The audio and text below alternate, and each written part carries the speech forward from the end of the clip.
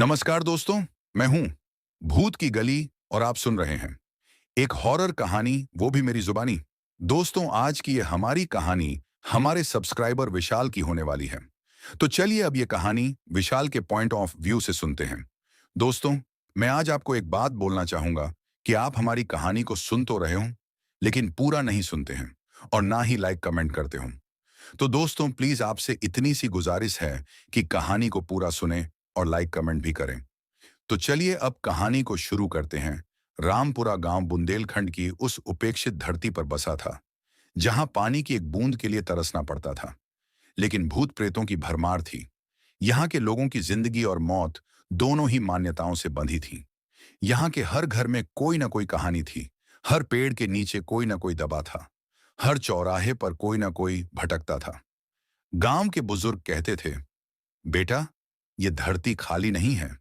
यहाँ हर जगह कोई ना कोई बैठा है, हवा में, पानी में, मिट्टी में। हम उन्हें देख नहीं सकते, पर वो हमें देखते हैं। यहाँ की मान्यताएं सदियों पुरानी थीं। जब कोई औरत अचानक बदल जाती थी, जब उसकी आवाज भारी हो जाती थी, जब वो उल्टा चलने लगती थी, जब उसके पैर जमीन पर नहीं टिकते थे, तो गांव वाले समझ जाते थे कि उसमें भूत घुस गया है। और जब भूत घुसता था, तो गांव अपनी पूरी ताकत झोंक देता था। ये कोई मजाक नहीं था, ये जीवन मरण का सवाल था। मेरा नाम विशाल है। मैं रामपुरा का ही रहने वाला हूँ, हालांकि पिछले 12 साल से मुंबई में हूँ। शहर ने मुझे बदल दिया था। मैंने वहाँ विज्ञान पढ़ा, नौकरी की, एक फ्लैट लिया और सोचा कि गांव की सारी बातें अंधविश्वास हैं। भूत प्रेत का नाम सुनकर मैं हंस देता था। मैं कहता था, ये सब दिमाग की बीमारी है। लेकिन जब माँ ने फोन किया, तो मेरी हंसी गले में अटक गई। वो फोन आया था 12 नवंबर की रात को। मैं ऑफिस से थका हारा घर आया था। फोन की घंटी बजी। मैंने देखा गांव का नंबर। मैंने उठाया। दूसरी तरफ से आवाज आई, लेकिन वो मां की नहीं थी, वो कोई और था। विशाल, आजा। मैं ठिठक गया। आवाज तो मां की थी, लेकिन उसमें एक भारीपन था, जैसे कोई गहरे कुएं से बोल रहा हो, जैसे कोई और उनके गले से बोल रहा हो। मां, तुम ठीक हो? लाइन कट गई। मैंने फिर फोन किया। गांव के पड़ोसी फूलचंद ने उठाया। उसकी आवाज कांप रही थी। भाई साहब, तुम जल्दी आ जाओ। तुम्हारी माँ, वो ठीक नहीं है। बहुत दिन से हम सब डरे हुए हैं। मैंने अगली सुबह छुट्टी ली और रामपुरा के लिए निकल पड़ा। बस में बैठे बैठे मुझे बचपन की बहुत सारी बातें याद आ रही थीं। रामपुरा में मैंने अपना बचपन बिताया था। वहाँ की गलियाँ, वहाँ के खेत, वहाँ का पीपल का पेड़, चौराहे का चबूतरा, सब कुछ मेरे मन में ताज़ा था। लेकिन सबसे ज्यादा याद आ रही थीं वो बातें जो दादी मुझे सुनाया करती थीं। दादी कहती थीं, बेटा, रामपुरा कोई साधारण गांव नहीं है। यहां बहुत पहले एक रानी रहती थी, बहुत जालिम। उसने सैकड़ों लोगों को मरवाया। जब वो मरी तो उसकी आत्मा को शांति नहीं मिली। वो अब भी इस गांव में भटकती है। मैं बच्चा था तो डर जाता था, लेकिन बड़ा होने पर मैंने सोचा, बस कहानियां हैं। दादी ने और भी बताया था। उन्होंने बताया था कि गांव में जब किसी औरत में भूत घुसता है, तो क्या क्या करना पड़ता है। उन्होंने बताया था, चौराहे पर कलशी देना, बाबा जी के पास ले जाना, नारियल फोड़ना, काली मुर्गी की बलि, श्मशान घाट की रात, लोहे की कीलें गाड़ना, 7 मिट्टी के घड़े, नीम की टहनियां, काले धागे, सिंदूर की धारियां, उल्टी साड़ी, पीछे मुंह करके चलना, ऐसी सैकड़ों बातें। मैं उन्हें सुनता था, लेकिन मन ही मन हंसता था। आज उन सब बातों का सच सामने आने वाला था। मैं नहीं जानता था। बस से उतरते ही मुझे वही पुरानी गंध आई, गोबर, मिट्टी और हरियाली की मिली-जुली गंध। मैंने गहरी सांस ली।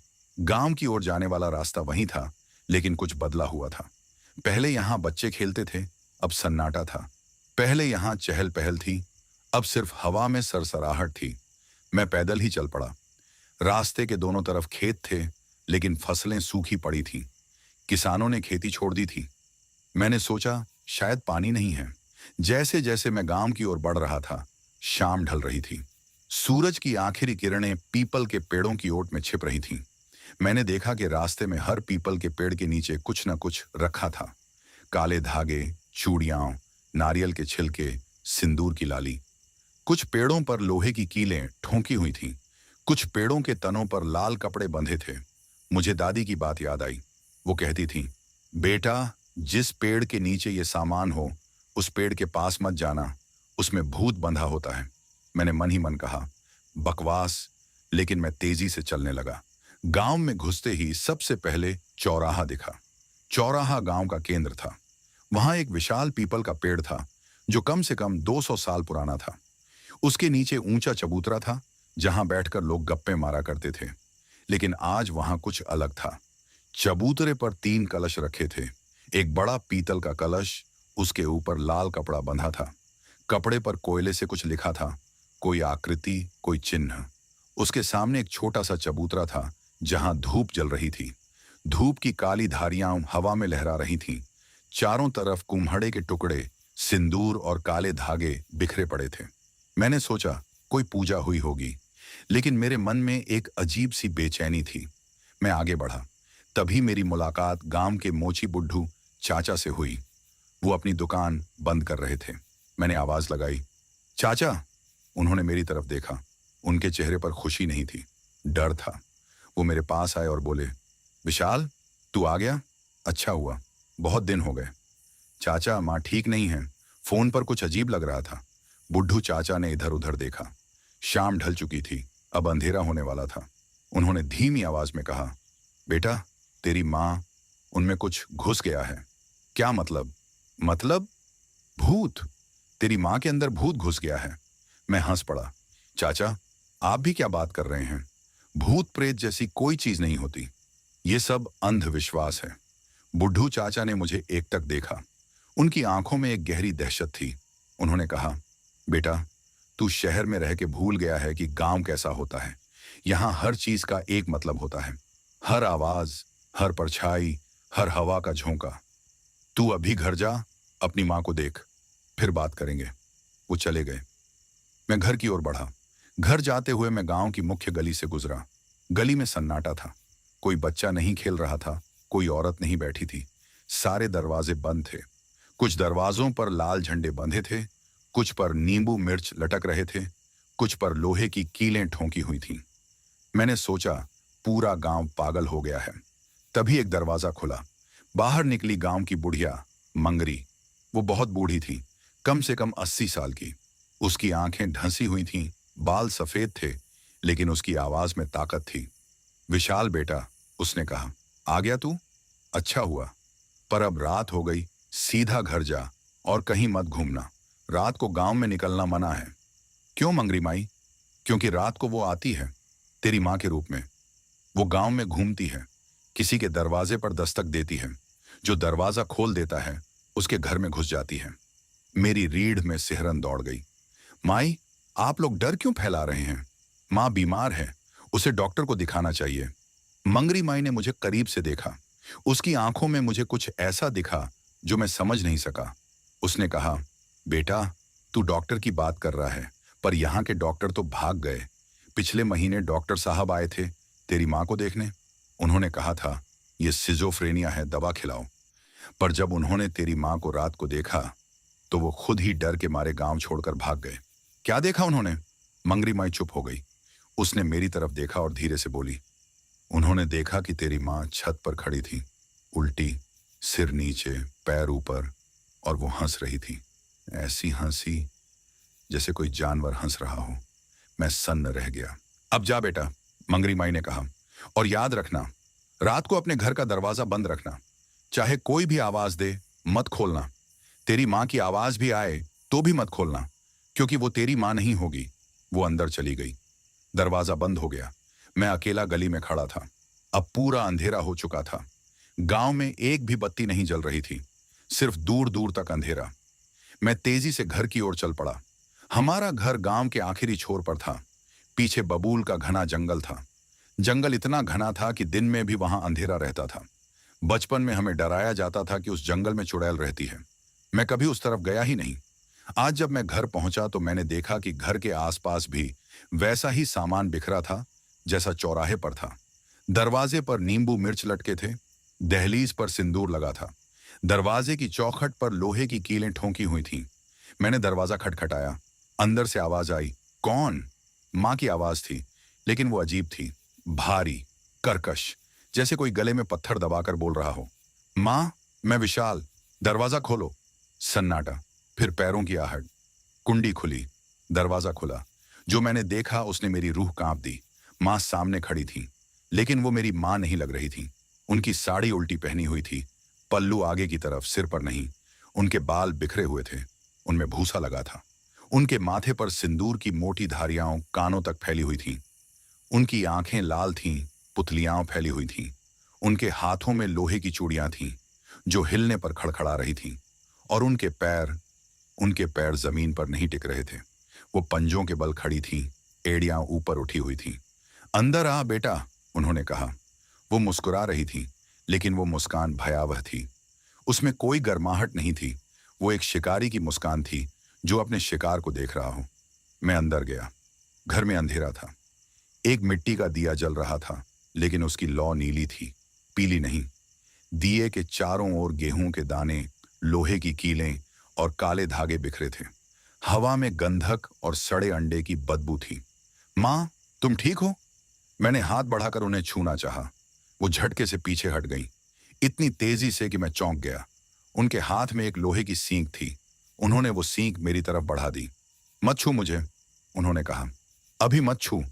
अभी मैं ठीक नहीं हूं। उनके मुंह से झाग निकल रहा था। उनका शरीर कांप रहा था। अचानक उनकी आंखें घूम गईं। केवल सफेद भाग दिख रहा था। वो जमीन पर गिर पड़ी और लौटने लगी। मैं घबरा गया। मैंने उन्हें पकड़ने की कोशिश की, लेकिन उनमें इतनी ताकत थी कि मैं उन्हें संभाल नहीं पाया। वो दीवार पर सिर पटकने लगी। मैंने उन्हें रोका। माँ, रुको, मैं डॉक्टर बुलाता हूं। मैं फोन निकालने लगा। तभी माँ अचानक शांत हो गई। वो उठकर बैठ गई। उन्होंने मेरी तरफ देखा। उनकी आंखें अब सामान्य थीं। उनमें वो लाली नहीं थी। वो मेरी माँ लग रही थी। बेटा, उन्होंने कमजोर आवाज में कहा, तू आ गया? बहुत दिन हो गए। माँ, तुम्हें कुछ याद है अभी क्या हुआ? उन्होंने सिर हिलाया। मुझे कुछ याद नहीं, बस कभी कभी अंधेरा हो जाता है और फिर मैं कुछ और हो जाती हूँ, कोई और। वो रोने लगी। बेटा, मुझे बचा ले। मैं नहीं चाहती कि वो मुझ में रहे, पर वो नहीं जाती। बाबा जी ने कहा था, बहुत पुरानी है, बहुत ताकतवर है। कौन है वो? माँ ने मेरी तरफ देखा।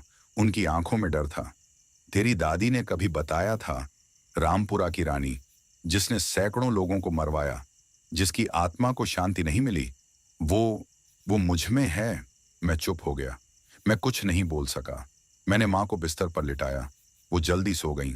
मैं बरामदे में बैठ गया। मैंने सोचा, सुबह होते ही माँ को लेकर शहर चलूंगा, अच्छे डॉक्टर को दिखाऊंगा। ये सब अंधविश्वास है। रात के करीब 12 बजे मुझे नींद आ गई। अचानक मैं चौंक कर उठा, किसी आवाज से। मैंने कान लगाए। आवाज माँ के कमरे से आ रही थी।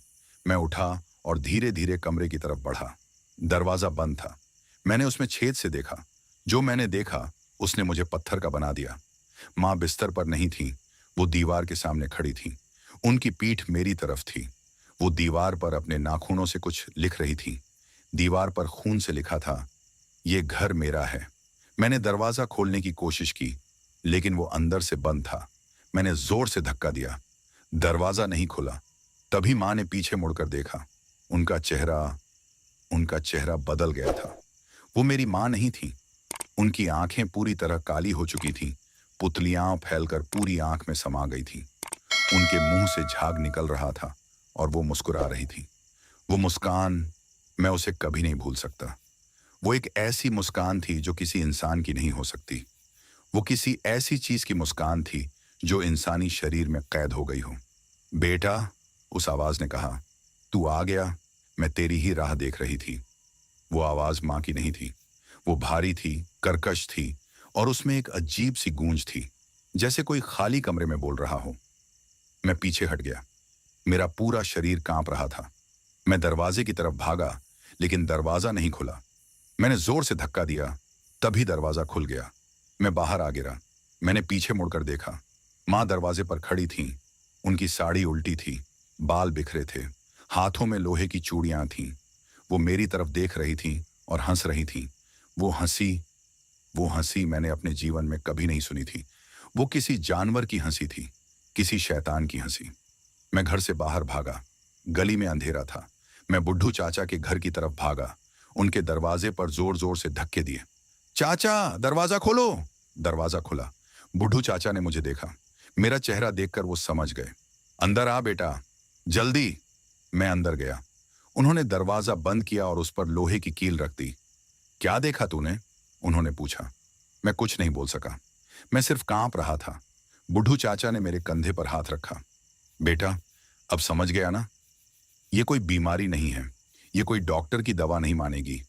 ये तो रामपुरा की रानी है, जो सैकड़ों साल से इस गांव में भटक रही है, और अब वो तेरी माँ में घुस गई है। क्या करूं चाचा? मैंने टूटी आवाज में पूछा। अब एक ही रास्ता है।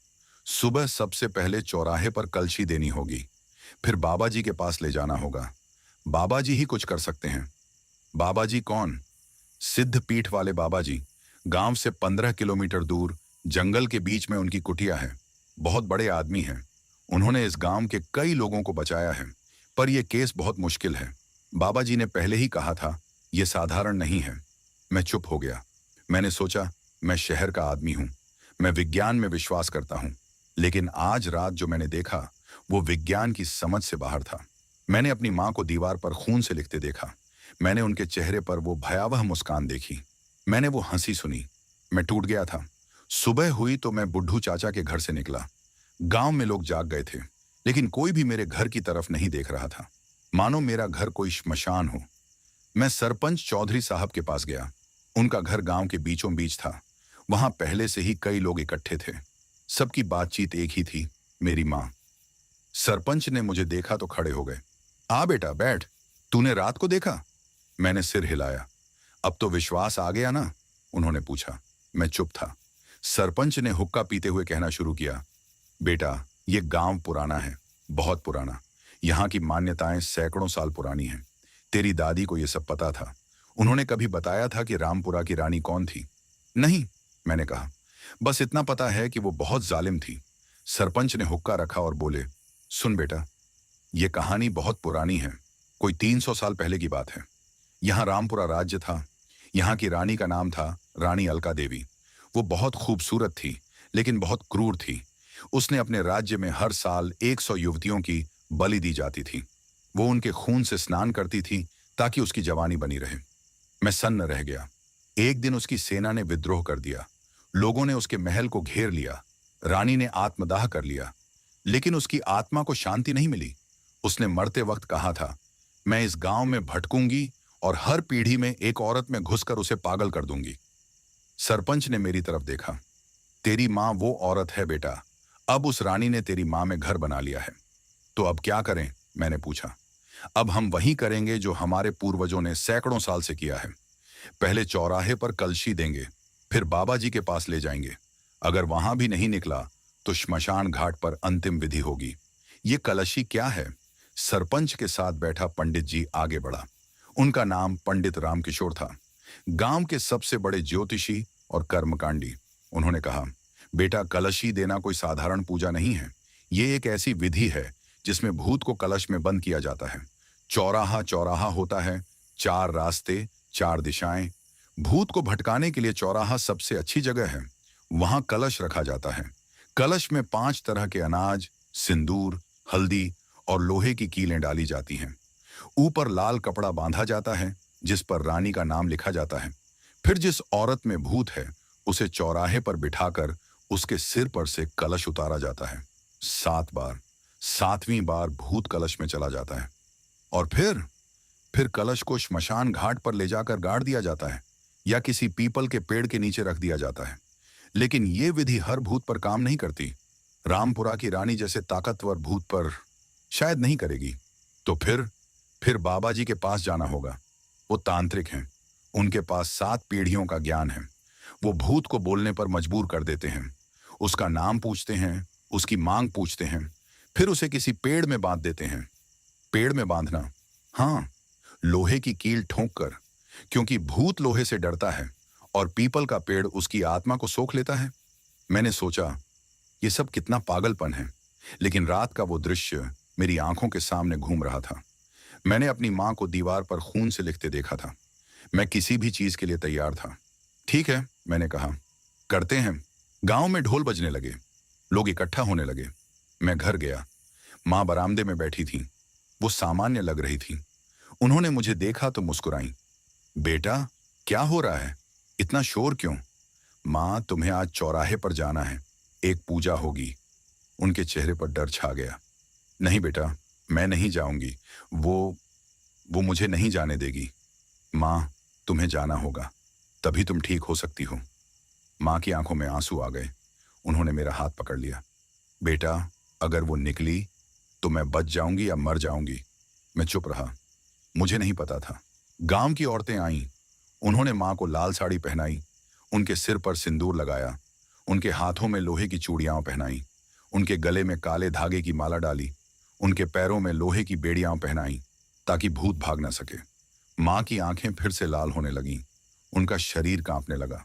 वो दांत पीसने लगीं। औरतें डर गईं, लेकिन उन्होंने माँ को पकड़ रखा था। हम चौराहे की तरफ चले। पूरा गांव इकट्ठा था। चौराहे पर पहले से ही तैयारी थी। पीपल के पेड़ के नीचे चबूतरे पर 3 कलश रखे थे। बीच वाला सबसे बड़ा था। उस पर लाल कपड़ा बंधा था, जिस पर कोयले से लिखा था, रानी अलका देवी। पंडित रामकिशोर ने मंत्र पढ़ना शुरू किया। उनके साथ 2 और पंडित थे। ढोलक बज रही थी, नगाड़े बज रहे थे। लोग बाबा जी की जय के नारे लगा रहे थे। माँ को चबूतरे पर बिठाया गया। वो अब पूरी तरह बदल चुकी थी। उनकी आंखें लाल थीं, मुंह से झाग निकल रहा था। वो जोर जोर से चिल्ला रही थी। उनकी चीखें इंसानी नहीं थीं। पंडित जी ने बड़ा कलश उठाया, उसे माँ के सिर के ऊपर से घुमाया। 1 बार, 2 बार, 3 बार। हर बार माँ जोर से चिल्लाती। चौथी बार में उनके मुंह से काला द्रव्य निकला। 5वीं बार में उनकी आंखें घूम गईं। 6ठी बार में उनका शरीर अकड़ गया। 7वीं बार पंडित जी ने कलश घुमाया। माँ जोर से चिल्लाई, इतनी जोर से कि चौराहे पर लगे दिए बुझ गए। फिर वो गिर पड़ी, बेहोश। पंडित जी ने कलश जमीन पर रखा, उसके ऊपर लोहे की प्लेट रख दी, फिर उस पर 7 लोहे की कीलें ठोंक दी। हो गया, उन्होंने कहा, अब भूत इस कलश में है। मैंने माँ को देखा। वो बेहोश थी, लेकिन उनका चेहरा शांत था। उनकी आंखों में लाली नहीं थी। उनके होंठ सामान्य थे। मैंने राहत की सांस ली, लेकिन पंडित जी ने मुझे बगल में ले जाकर कहा, बेटा, अभी खुश मत हो। ये रानी साधारण नहीं है। ये कलश में कितने दिन रहेगी पता नहीं। हमें जल्द से जल्द बाबा जी के पास ले जाना होगा। क्यों?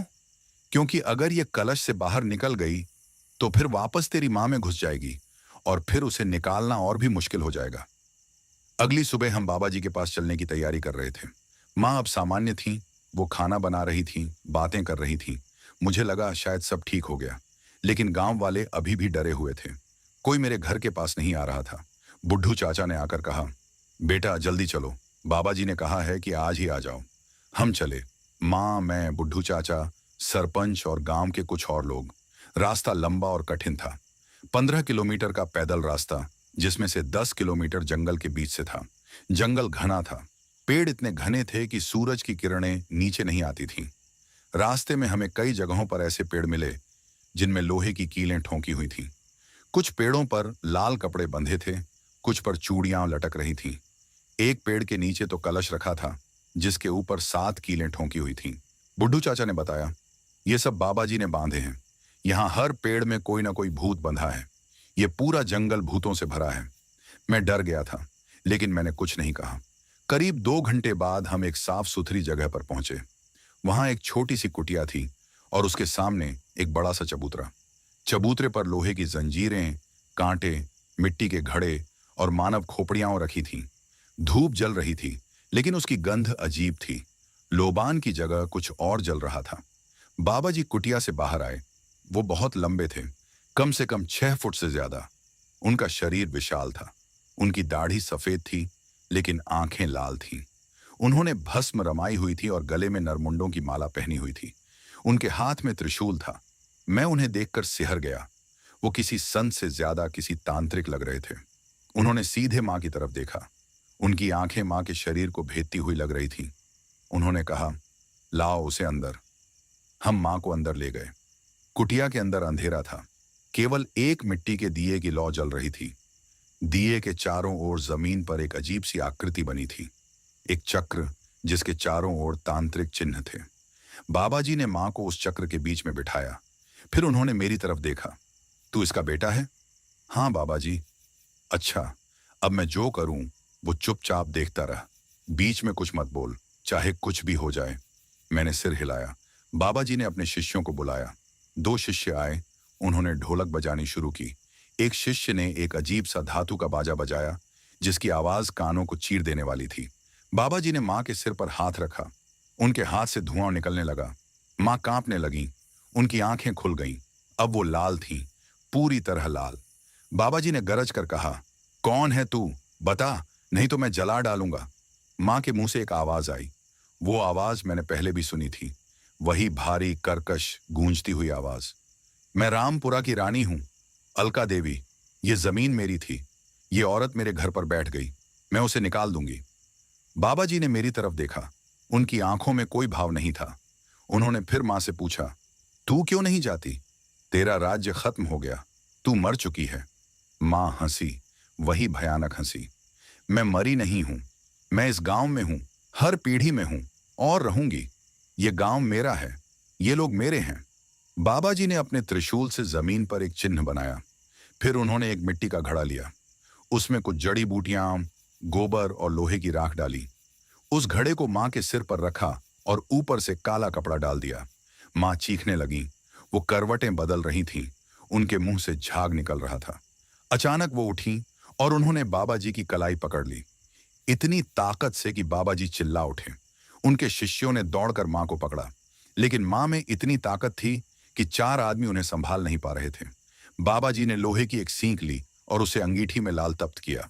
फिर उस सींक से मां की परछाई पर निशान बनाने लगे। मां जोर से चिल्लाई, जैसे उनकी परछाई जल रही हो। उनके शरीर पर जलने के निशान बनने लगे। ये सब देखकर मैं स्तब्ध रह गया। मैंने अपनी आंखों से देखा कि एक लाल तप्त सींक जब परछाई को छूती थी तो मां के शरीर पर जलने का निशान बन जाता था। यह विज्ञान नहीं था, यह कुछ और था। बाबा जी ने यह क्रिया 7 बार की। 7वीं बार में मां बेहोश हो गई। उनका शरीर ढीला पड़ गया। बाबा जी ने पसीना पोंछते हुए मुझसे कहा, बेटा, यह भूत बहुत ताकतवर है।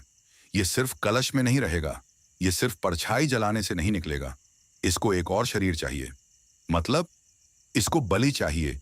एक काली मुर्गी, एक काला बकरा और एक मनुष्य की एक बूंद खून, तुम्हारा, क्योंकि तुम इस परिवार के मुखिया हो। मैं सहम गया। मैं खून नहीं दूंगा। यह सब अंधविश्वास है। मैं अपनी मां को शहर ले जाऊंगा। बाबा जी ने शांति से कहा, जा बेटा, लेकिन याद रखना, अमावस्या की रात को यह तुम्हारी मां को मार डालेगी। फिर तुम्हारे पास आएगी, क्योंकि तुम उसके वंशज हो। तुम्हारी मां के दूध का हक तुम पर है और ये रानी उस हक का इस्तेमाल करेगी। मैं कुछ नहीं बोला। मैं मां को लेकर वहां से निकल आया। मैं मां को लेकर मुंबई आ गया। एक अच्छे अस्पताल में भर्ती कराया। डॉक्टरों ने कहा, depression, schizophrenia, post traumatic stress disorder. दवाइयां दी। थेरेपी शुरू हुई। मैंने राहत की सांस ली। मैंने सोचा, देखा, विज्ञान ने जवाब दे दिया। यह कोई भूत नहीं था, यह बीमारी थी। लेकिन अस्पताल में मां की हालत और खराब हो गई। दवाइयां काम नहीं कर रही थीं। मां दवाइयां थूक देती थीं। वो नर्सों पर झपटती थीं। एक रात वो बिस्तर से उठी और 4थी मंजिल की खिड़की से कूदने लगी। 4 लोगों ने पकड़ा। डॉक्टर ने मुझसे कहा, यह केस हमारे बस का नहीं है। ये जो है, ये सिजोफ्रेनिया नहीं लग रहा। इनमें जो है वो दवाइयों से नहीं जाता। मैं आपको किसी मनोचिकित्सक के पास रेफर करता हूं।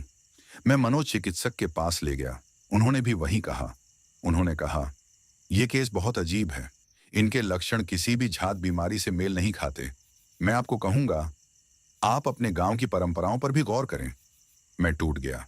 मैंने सोचा, शायद गांव वाले सही थे। एक रात मैं अस्पताल में मां के पास सो रहा था। अचानक मेरी नींद खुली। मैंने देखा, मां बिस्तर पर नहीं थी। वो खिड़की के पास खड़ी थी। उनकी पीठ मेरी तरफ थी। वो खिड़की के शीशे पर अपनी उंगली से कुछ लिख रही थी। मैं उठा।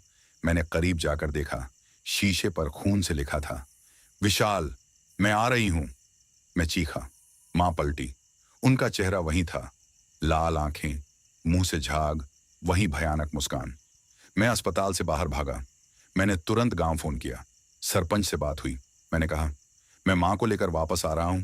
बाबा जी से बात करो। जो करना है करो। मैं मां को लेकर फिर से रामपुरा लौट आया। इस बार मैं पूरी तरह टूट चुका था। मैंने तय कर लिया था, जो भी करना है गांव के तरीके से करूंगा। गांव में लौटने पर मैंने देखा कि मेरे घर के आसपास और भी सामान बिखरा था। दरवाजे पर न केवल नींबू मिर्च बल्कि लोहे की एक जंजीर भी लटका दी गई थी। दहलीज पर सिंदूर के साथ साथ हल्दी और कुमकुम भी लगाया गया था। दरवाजे की चौखट पर 7 लोहे की कीलें ठोंकी गई थीं। मैंने पंडित रामकिशोर से पूछा, ये सब क्यों? उन्होंने समझाया, बेटा ये सब गांव की पुरानी मान्यताएं हैं, सैकड़ों साल से चली आ रही हैं। मैं तुझे सब बताता हूं। उन्होंने मुझे बैठाकर समझाना शुरू किया। पहली मान्यता, लोहा। भूत लोहे से डरते हैं। ये सबसे पुरानी मान्यता है। इसीलिए हर घर के दरवाजे पर लोहे की कील ठोंकी जाती है। जिस औरत में भूत हो उसे लोहे की चूड़ियां पहनाई जाती हैं, लोहे की बेड़ियां पहनाई जाती हैं, ताकि भूत उस शरीर से भाग न सके। दूसरी मान्यता, सिंदूर। सिंदूर सिर्फ सुहाग का निशान नहीं है, ये एक ऊर्जा है। लाल रंग भूतों को भगाता है। इसलिए भूतग्रस्त औरत के माथे पर सिंदूर की मोटी धारियां लगाई जाती हैं, इतनी मोटी कि वो उसकी तीसरी आंख को बंद कर दे, जहां से भूत शरीर में प्रवेश करता है। तीसरी मान्यता, उल्टी साड़ी। जब कोई औरत भूतग्रस्त हो जाती है तो उसकी साड़ी उल्टी पहनाई जाती है, पल्लू आगे की तरफ। ऐसा माना जाता है कि भूत सीधी चीजों में रहता है, उल्टी चीजें उसे भ्रमित कर देती हैं, वो दिशा भूल जाता है। चौथी मान्यता, चौराहा। चौराहा सबसे महत्वपूर्ण है। भूत को भटकाने के लिए चौराहा सबसे अच्छी जगह है। 4 रास्ते, 4 दिशाएं, भूत उलझ जाता है। इसलिए कलशी चौराहे पर ही दी जाती है। पांचवी मान्यता, कलश। कलश मां का प्रतीक है, लेकिन यहाँ कलश का उपयोग जाल की तरह किया जाता है।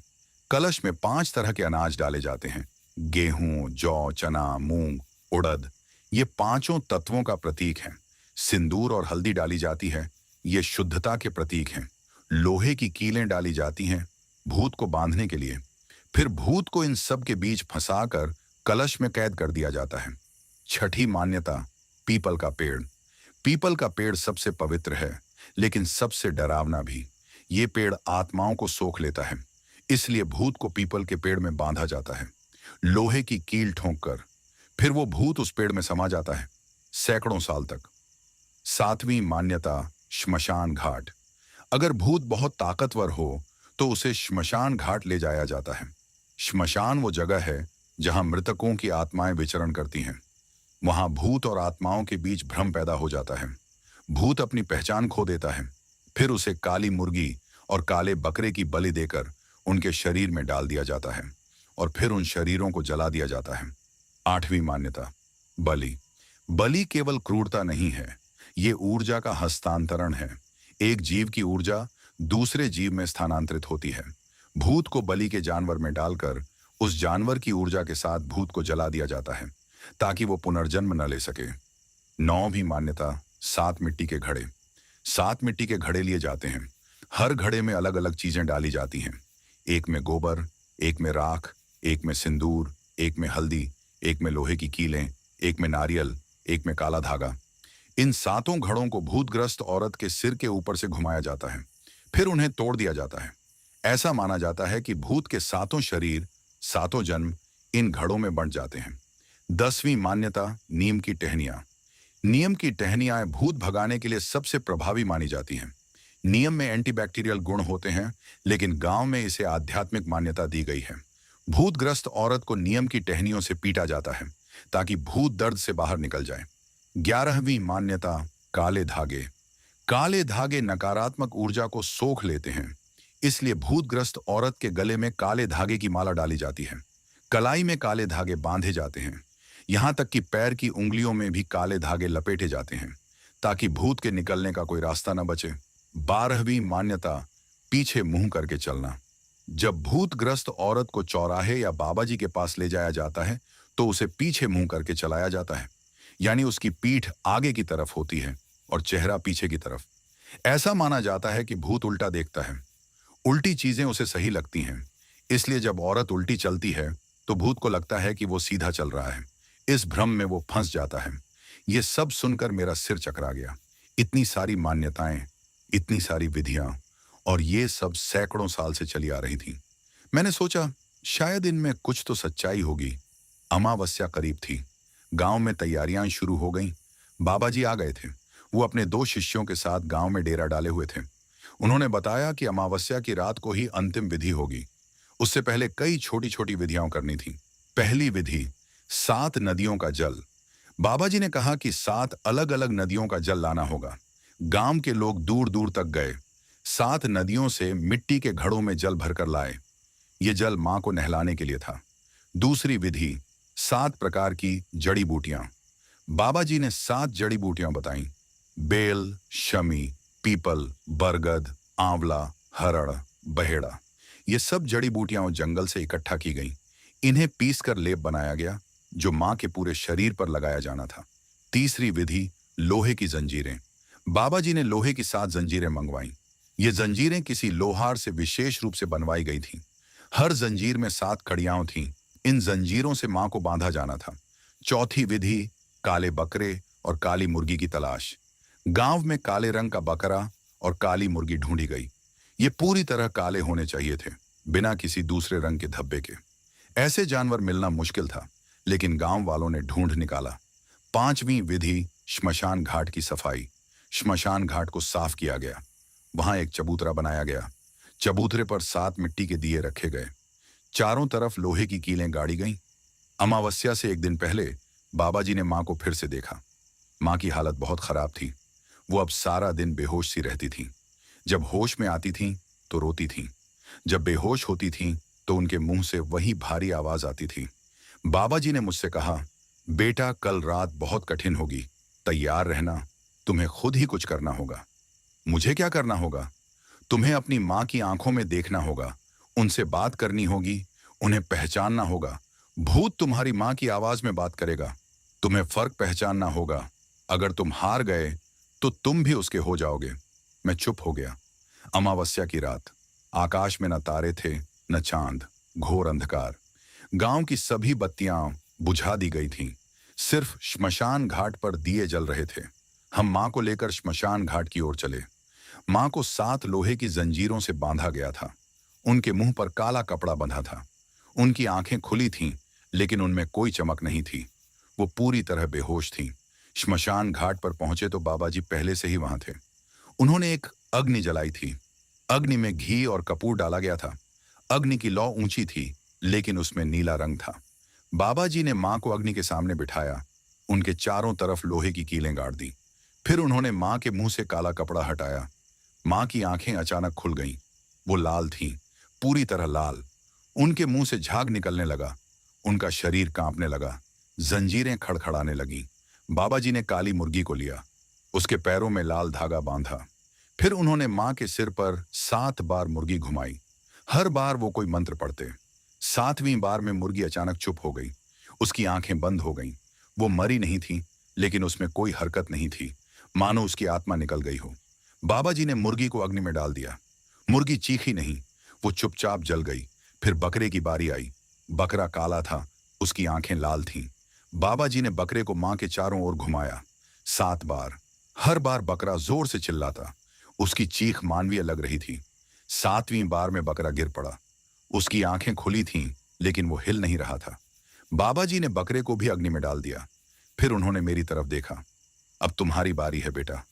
मैं उनके पास गया। उन्होंने मेरी उंगली में एक छोटा सा चीरा लगाया। खून की एक बूंद निकली। उस बूंद को उन्होंने एक मिट्टी के घड़े में डाल दिया। उस घड़े में पहले से ही 7 तरह की जड़ी बूटियां, सिंदूर और लोहे की राख थी। बाबा जी ने वो घड़ा मां के सिर पर रख दिया। फिर उन्होंने मां की जंजीरें खोल दी। मां उठ खड़ी हुई। उनकी आंखें अब पूरी तरह काली थीं। उनके मुंह से झाग निकल रहा था। वो मेरी तरफ बढ़ीं।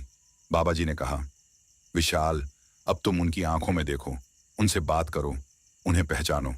मैं मां के सामने खड़ा हो गया। उनकी आंखों में देखा। उन आंखों में मैंने अपनी मां को नहीं देखा। उनमें एक अजीब सी चमक थी, एक पुरानी, जंगली और क्रूर चमक। मां, मैंने कहा, मैं विशाल हूं, तुम्हारा बेटा। मां के मुंह से वही भारी आवाज आई, तेरी मां मर चुकी है। मैं रानी अलका हूं। ये शरीर अब मेरा है। नहीं, मैंने कहा, यह शरीर मेरी मां का है। तुम इससे निकल जाओ। मां हंसी, वही भयानक हंसी। तू क्या करेगा? तू तो शहर का नौकर है। तू भूतों में विश्वास नहीं करता। तूने तो कहा था ये सब अंधविश्वास है। मैं चौंक गया। ये मेरे विचार थे। ये भूत मेरे मन की बातें जानता था। हाँ, उस आवाज ने कहा, मैं सब जानती हूँ। तेरा मन, तेरी सोच, तेरा डर, सब। तू मुझसे नहीं जीत सकता। मैं घबरा गया। मेरा पूरा शरीर कांप रहा था। मैंने पीछे मुड़कर बाबा जी की तरफ देखा। उन्होंने मुझसे कहा था, हार मत मान। मैंने फिर माँ की आंखों में देखा। इस बार मैंने उन आंखों के पीछे झांकने की कोशिश की। उन लाल आंखों के पीछे, उस भयानक मुस्कान के पीछे मैंने अपनी माँ को देखने की कोशिश की, और मैंने देख लिया। उन आंखों के कोने में एक छोटी सी चमक थी।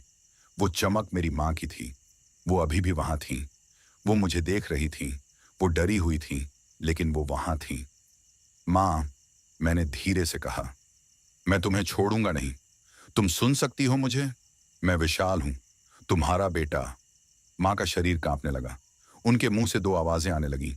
एक उनकी कमजोर आवाज, बेटा, मैं, और दूसरी वही कर्कश आवाज, चुप रह। माँ, तुम सुन सकती हो, मैंने कहा। तुम मुझसे लड़ सकती हो। तुम इस गांव की औरत हो।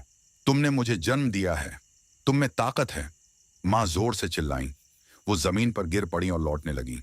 उनके मुंह से काला द्रव्य निकल रहा था। उनका शरीर मरोड़ खा रहा था। बाबा जी ने कहा, अब और मत रुक। उनसे बात करता रह। उन्हें याद दिला कि वो कौन है। मैं माँ के पास बैठ गया। मैंने उनका हाथ पकड़ लिया। उनका हाथ ठंडा था, पत्थर जैसा। माँ, तुम्हें याद है जब मैं छोटा था, तुम मुझे हर रात कहानी सुनाती थी। दादी की कहानियां, रामपुरा की रानी की कहानी। तुम कहती थी, बेटा, ये सिर्फ कहानी है, डरना मत। माँ की उंगलियां हिली। तुम्हें याद है जब पिताजी मर गए थे, तुमने कहा था, मैं अकेली हूं, पर मैं डरूंगी नहीं। मैं अपने बेटे को बड़ा करूंगी। और तुमने किया। तुमने मुझे पढ़ाया, मुझे शहर भेजा। तुम अकेले रह गई इस गांव में, पर तुम डरी नहीं। माँ की आंखों से आंसू निकलने लगे। उन आंसुओं में खून मिला हुआ था। माँ, तुम डरो मत।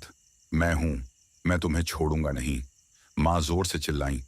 उनके मुंह से एक काला धुआं निकलता दिखा। वो धुआं हवा में फैल गया। माँ का शरीर ढीला पड़ गया। वो मेरी गोद में गिर पड़ी। मैंने उन्हें देखा। उनकी आंखें बंद थीं। उनके होंठ नीले पड़ गए थे। मैंने सोचा वो चली गई, लेकिन कुछ देर बाद उन्होंने आंखें खोली। उनमें वो लाली नहीं थी। वो साफ थीं, शांत थीं, मानो किसी लंबी नींद से जागी हों। बेटा, उन्होंने धीरे से कहा, बहुत प्यास लगी है। मैं रो पड़ा।